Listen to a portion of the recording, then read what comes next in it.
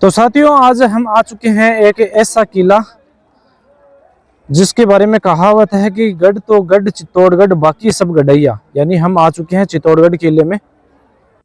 यह किला है वो शक्ति, भक्ति, त्याग और बलिदान का प्रतीक है। शक्ति के अंदर महाराणा प्रताप आते हैं, भक्ति में है मीराबाई आती है, बलिदान की बात करें तो बलिदान में पद्मिनी, रानी पद्मिनी थी, और त्याग है वो पन्नाधाय ने त्याग किया था, अपने पुत्र का त्याग किया था। महाराणा कुंभा ने जब इस किले का निर्माण करवाया तो उन्होंने इसमें लगभग 7 प्रवेश द्वार बनवाए थे, जो क्रमशः हैं पाटन पोल, भैरव पोल, हनुमान पोल, गणेश पोल, जोड़न पोल, लक्ष्मण पोल और लास्ट में आते हैं राम पोल।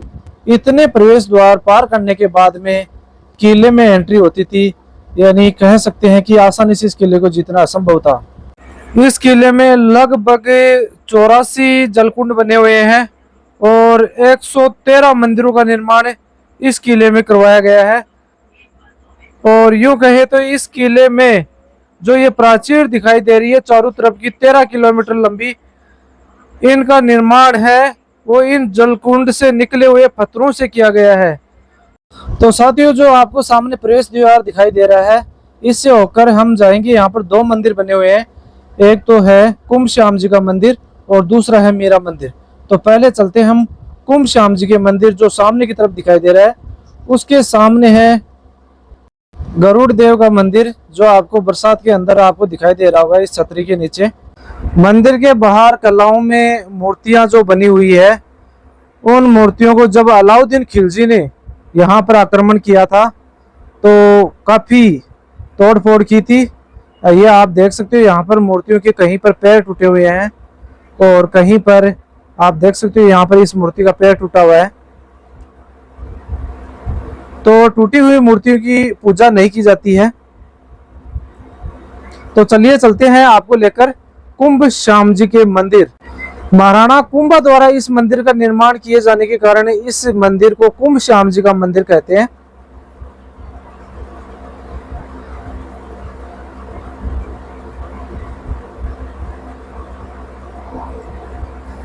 तो इस मंदिर में है वो भगवान विष्णु की मूर्ति की स्थापना की गई थी, इसलिए इसे कुंभ श्याम जी का मंदिर भी कहते हैं।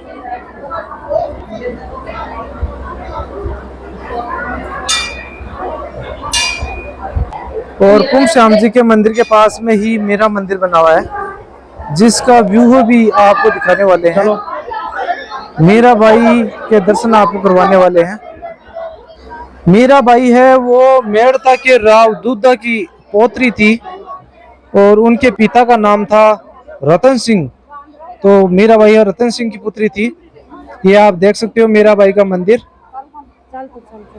मेड़ता की राजकुमारी मीराबाई का विवाह भोजराज से हुआ, जो मेवाड़ के महाराणा सांगा के पुत्र थे।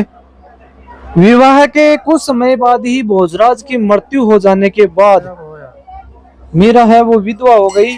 पति की मृत्यु के बाद मीराबाई एक बार फिर कृष्ण भक्ति में लीन हो गई। यह कृष्ण भक्ति उनके जेठ द्वारा उनको से देखी ना गई और मीराबाई को प्याले में, दूध के प्याले में जहर दिया गया था। जो जहर है वो कृष्ण भक्ति के कारण है वो अमृत में बदल गया। मीराबाई को 2 बार मारने की कोशिश की गई थी। दूसरी बार है फूलों की माला में सर्प डालकर उनको दिया गया था, लेकिन कहते हैं जहां भक्ति है वहां राह है। तो कृष्ण भक्ति के कारण वो सर्प भी माला में बदल गया था। जब मीराबाई मेड़ता छोड़कर द्वारिका जा रही थी, तब मेड़ता से कृष्ण जी की मूर्ति है वो अपने साथ लेकर चली गई और वहां जाकर उस मूर्ति की स्थापना की और उस अंत में उसी मूर्ति में मीराबाई है वो विलीन हो गई।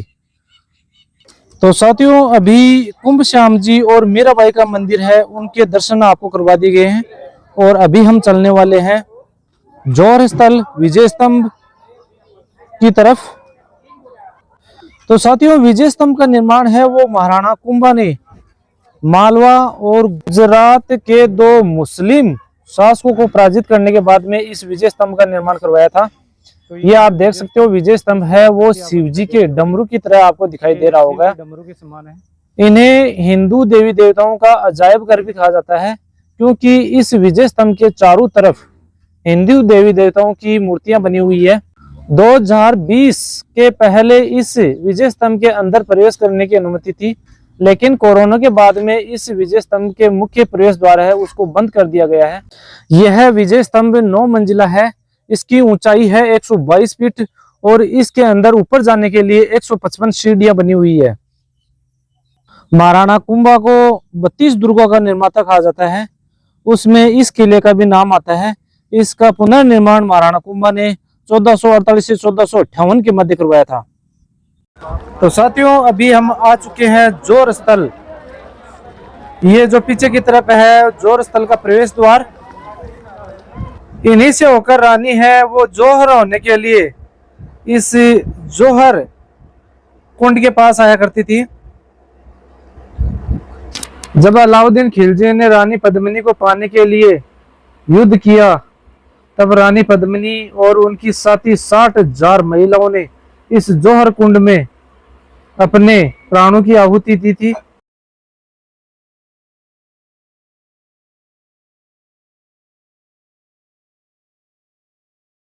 ये जो आपको बीच में हवन कुंड दिखाई दे रहा है, यहाँ पर प्रति वर्ष चैत्र एकादशी को यज्ञ किया जाता है ताकि रानी पद्मिनी और उन 60,000 महिलाओं की आत्माओं को शांति मिले। इस जौहर कुंड को सरकार द्वारा भरवा दिया गया, क्योंकि इसके अंदर जो पानी भरता था उस पानी के कारण विजय स्तंभ की दीवारों में है वो सीलन आने लगी, तो उनकी मजबूती प्रदान करने के लिए इसको समय के साथ भर दिया गया। जब इसको भरा गया तो इसके अंदर बहुत अधिक मात्रा में राख और जो सती हुई रानी पद्मिनी और उनकी दासियां थी उनकी चूड़ी नथ आदि अनेक आभूषण इस जौहर स्थल से मिले थे। तो यह इस बात का प्रमाण है कि यहाँ पर जौहर हुआ था। ये जो आपको सामने मकान सा दिखाई दे रहा है, यहाँ पर युद्ध काल में जो राजा और कोई सैनिक अगर आहत होता था या शहीद होता था तो उनकी पत्नी है उनके सर को अपनी गोद में रखकर इस जगह पर सती हुआ करती थी। जौहर स्थल में प्रवेश करने के लिए इस जौहर स्थल के 2 तरफ रास्ते बने हुए हैं। ये आप देख सकते हो, ये जौहर स्थल का पूर्वी प्रवेश द्वार है जिनके सुरंग के द्वारा रानी है जौहर होने के लिए यहाँ पर आई थी। और ये है उत्तरी प्रवेश द्वार। यहाँ पर आप देख सकते हो, यहाँ पर जौहर स्थल का बोर्ड भी लगा हुआ है।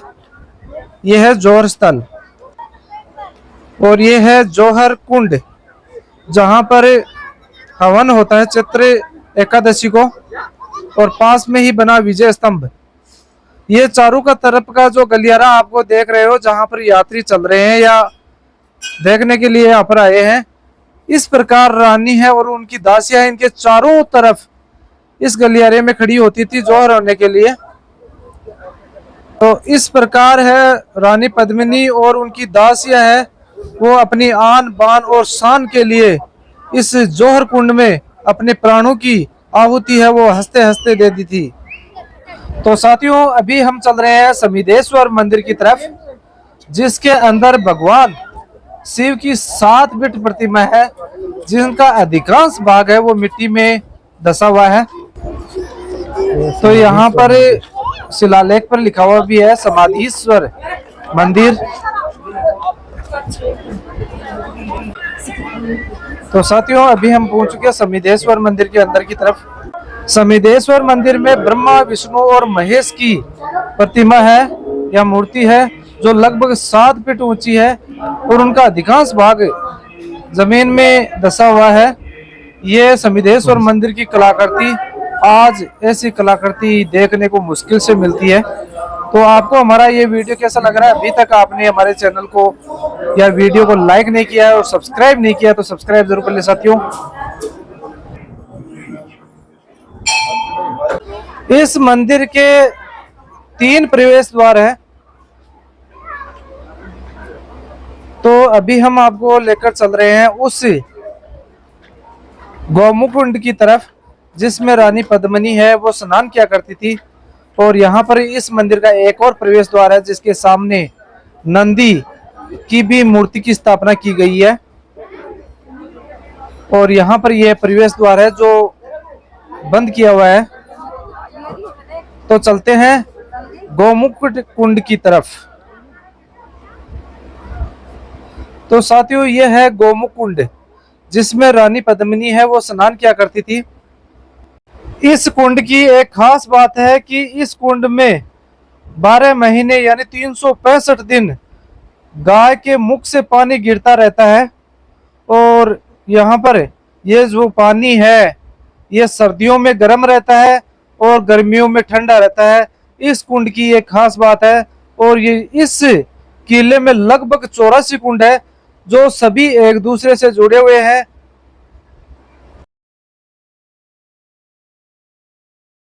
तो साथियों अभी हम जा रहे हैं उस भाग की तरफ जहां पर रानी पद्मिनी सुरंग के द्वारा इस गौमुख कुंड में आया करती थी।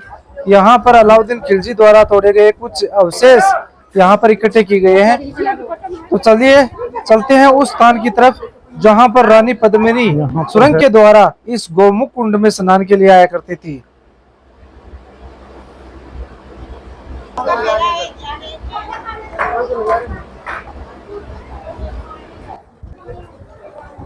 तो साथियों ये जो आपको सामने मकानुमा दिखाई दे रहा है इसमें इसके अंदर वो सुरंग है जिनके द्वारा रानी पद्मिनी है वो इस जलकुंड में नहाने के लिए या स्नान करने के लिए आया करती थी। तो ये देख सकते हो यहाँ पर रानी पद्मिनी का जो प्रतिमा है उनकी पूजा भी होती है। तो यहाँ पर रानी पद्मिनी का वो चलचित्र भी है जिसमें 60,000 दासी और रानी पद्मिनी है वो सती होने के लिए उस जोर कुंड में गई थी। और ये जो आपको सामने दिख रहा है गुफा बंद है, इसी गुफा के द्वारा रानी पद्मिनी है वो स्नान करने के लिए यहाँ पर आती थी और इसी गुफा के द्वारा वो वापिस अपने महलों में जाया करती थी। तो रानी पद्मिनी है यहाँ से निकलने के बाद में यहाँ नीचे की तरफ एक शिवजी की शिवलिंग बना हुआ है पानी के अंदर और उस शिवलिंग पर गौमुख से निरंतर 365 दिन पानी गिरता रहता है। तो ये है गौमुख, आप देख सकते हो यहाँ पर इस गौमुख से निरंतर 365 दिन यहाँ पर पानी गिरता रहता है। इस गौमुख कुंड में मछलियां भी रहती है। तो रानी है वो यहाँ पर आकर स्नान किया करती थी और यहीं से स्नान करने के बाद में उस गुफा के द्वारा अपने महलों में जाया करती थी। ये आप देख सकते हो आगे ये शिवलिंग है और ये गौमुख कुंड यानी गौमुख है, इससे पानी गिरता रहता है। तो साथियों आखिरकार हम पहुंच चुके हैं रानी पद्मिनी के महल के पास। ये जो जल कुंड में आपको दिखाई दे रहा है वो रानी पद्मिनी का महल है और अभी हम जा रहे हैं रानी पद्मिनी के उस महल की तरफ जहां पर अलाउद्दीन खिलजी ने बैठकर रानी पद्मिनी का चित्र है वो पानी में देखा था और रानी पद्मिनी को देखकर रानी पद्मिनी को पाने की इच्छा जाहिर की थी और जिसको लेकर यहाँ पर एक महासंग्राम हुआ था 1303 में, जिसमें 16,000 दासियों के साथ रानी पद्मिनी ने जोहर किया था। ये वो कमरा है जहां पर अलाउद्दीन खिलजी को यहाँ पर बैठाया गया था और यहाँ पर जो ऊपर देख रहे हो यहाँ पर 4 शीशे लगे हुए थे जिसके अंदर अलाउद्दीन खिलजी ने उस रानी पद्मिनी का चित्र देखा था। तो अलाउद्दीन खिलजी को इस प्रकार बैठाया गया था कि वो उल्टा करके बैठे और उनके चारों तरफ सैनिक तलवार लिए खड़े थे ताकि वो पीछे मुड़कर रानी को ना दे सके। ये है रानी पद्मिनी का समर पैलेस जो पानी के अंदर बनाया गया है और इसे रानी पद्मिनी का जल महल भी कहते हैं। वो जो आपको सामने खिड़की देख रहे हो वहां पर रानी पद्मिनी उस समय बैठी थी जब अलाउद्दीन खिलजी को उनका चित्र पानी में प्रतिबिंब पड़ने के बाद में कांच में दिखाया गया था। तो साथियों अभी तक आपने हमारे इस चैनल को सब्सक्राइब नहीं किया है और वीडियो को लाइक नहीं किया है, हमें लग रहा है आपको वीडियो पसंद नहीं आया। तो वीडियो पसंद आ रहा हो तो हमारे चैनल को सब्सक्राइब करें और वीडियो को लाइक जरूर करें साथियों। तो उसके बाद में अलाउद्दीन खिलजी ने 6 महीने के लिए इस किले के चारों तरफ डेरा डाला था।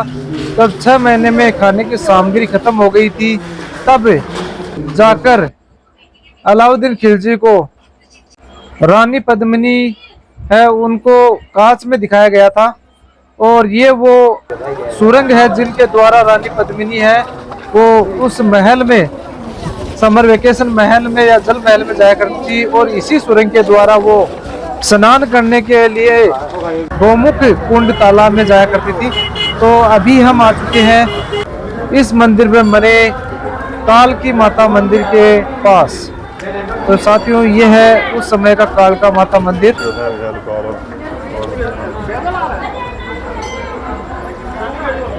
और काल का मंदिर के बाहर ही बना हुआ है काल भैरव का एक छोटा सा मंदिर।